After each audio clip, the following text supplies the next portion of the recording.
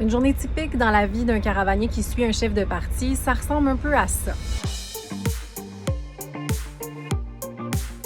Ça commence souvent par une réunion avec les affectateurs, rédacteurs en chef et les autres caravaniers des autres partis. On discute des annonces qui sont prévues pour la journée, mais aussi ce qui s'est passé dans les événements de campagne la veille et ce qui pourrait être le plus porteur comme sujet pour la journée. Évidemment, lors des annonces, les journalistes posent toutes sortes de questions sur toutes sortes de sujets et souvent, la réponse devient la nouvelle et vient éclipser l'annonce. C'est pour ça que les mails et de presse et les questions des journalistes sont si importantes. On fait aussi beaucoup de routes, mais la majorité du temps, on ne le voit pas vraiment passer ce temps-là parce qu'on l'utilise pour faire de la rédaction d'articles, des directs aussi à la radio, à la télé et parfois seul avec notre iPhone. Entre tout ça, il y a aussi beaucoup de bains de foule, des événements de campagne, des assemblées populaires. Le travail d'un caravanier, c'est aussi donc d'être là, d'avoir des yeux et des oreilles tout le tour de la tête si jamais il y a une déclaration, une rencontre avec un citoyen qui va marquer la campagne. Alors, c'est aujourd'hui, moi, que je quitte la caravane libérale. Je vais me diriger dans la caravane caquiste.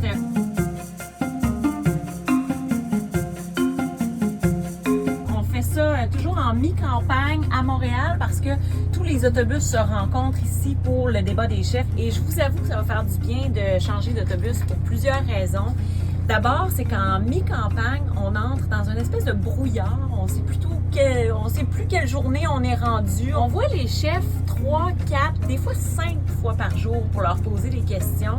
Et puis là, à un moment donné, on se dit, il me semble que j'ai posé toutes les questions. Qu'est-ce qui me reste à demander? Le fait qu'un collègue vienne me relayer, c'est des nouvelles questions, une nouvelle énergie, une nouvelle adrénaline, des nouveaux sujets à aborder. C'est comme si on repart le compteur à zéro, finalement. Il y a aussi une autre raison pour laquelle les médias changent d'autobus. C'est qu'il faut comprendre qu'en campagne électorale, des journées de 12, 13, 14, même 15 heures par jour, c'est pas rare du tout. Alors, on passe beaucoup de temps avec le personnel politique, beaucoup de temps avec les chefs aussi. Et on est tous des êtres humains, hein? On peut très bien s'entendre ou ne pas s'entendre du tout. Et je parle d'un point de vue strictement personnel parce que les journalistes, on demeure neutre dans notre travail. Donc, après un certain temps, faut changer d'air. Ça permet de conserver une distance qui est vraiment très importante dans notre travail, une indépendance finalement par rapport au parti parce qu'on s'en va en voir un autre. On est à Montréal, je monte à bord de l'autobus du Parti québécois. On prend la route pour le Saguenay, puis la Côte-Nord. À bord, on est une quinzaine. Il y a le chauffeur. Salut Jacques. Des collègues des médias. Jean-Sébastien, chef de mission du Parti québécois, qui est aussi un peu comme notre nounou. D'autres membres de l'équipe se trouvent à l'arrière. Et contrairement à la situation dans les autres autobus, ici, le chef voyage avec nous. Il se trouve au fond complètement dans une pièce spécialement aménagée. Bonjour. Bon, là, on vient de s'arrêter prendre à manger, après quoi je viens à la cuisinette me faire un café. Au début de la campagne, j'étais avec le Parti conservateur qui n'avait pas de machine à café. Les journalistes ont bien failli se rebeller. Arrivé à Jonquière, si vous vous le demandez, d'ailleurs, le PQ prévoit compenser les émissions de gaz à effet de serre provoquées par ces déplacements en collaboration avec l'entreprise Carboneutre Québec.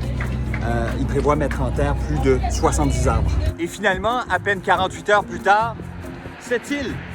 Évidemment, tous les arrêts sont stratégiques. La circonscription de Jonquière, par où on est passé, et celle de Duplessis, ici, sont parmi les derniers bastions du Parti québécois. L'autobus a déjà dévoré plus de 6000 km et on repart dans quelques heures déjà pour Montréal en prévision du débat.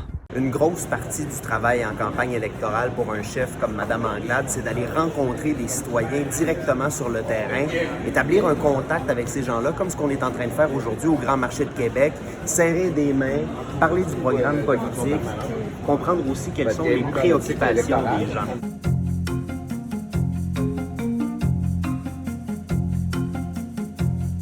Mais au-delà du travail de terrain, ce que vous voyez peut-être moins, c'est qu'il y a toute une armée de bénévoles dans les partis qui travaillent pour faire sortir le vote. Parce que là, on voit les sondages, ça peut avoir l'air serré, par exemple pour le Parti libéral, le Parti québécois, Québec solidaire, le Parti conservateur, sauf que ces électeurs-là, qui sont des sympathisants, il faut trouver un moyen de les amener aux urnes le 3 octobre.